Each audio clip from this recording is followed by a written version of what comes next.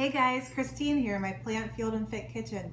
Today we're gonna make a barbecued hummus. It's Memorial Day weekend and my parents invited us over for a cookout, so we're gonna be heading over there soon.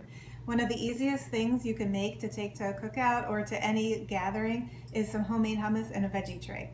So I know that you can buy hummus at the grocery store, but when you make it at home, it's really simple.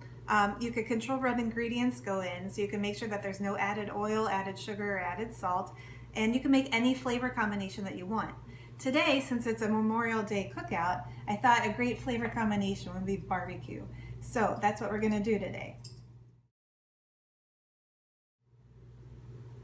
So the ingredients that are gonna be in our barbecued hummus are some cannellini beans, we have some tomato paste, we have some vegan Worcestershire sauce, we have some hot sauce, liquid smoke, apple cider vinegar, and a little maple syrup, as well as some roasted garlic cloves.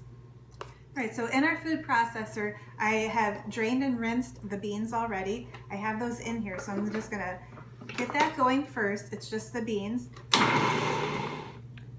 So once you've blended up your beans a little bit and they're a little smoother consistency, we'll add in the rest of the ingredients. I dropped in a few garlic cloves, and I measured out all the rest of our ingredients here, so I'll just dump that in.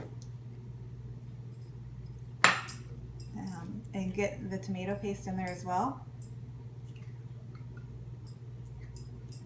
And then put the lid back on and blend it up. And once that's all mixed, you're good to go. Okay guys, so now I'm at my parents' house for the cookout today for Memorial Day. And I have my veggie tray all prepared, and I have that barbecue hummus we made earlier in the middle. So my dad's here and he's gonna taste my hummus for me. Dad, what's your favorite vegetable for dipping?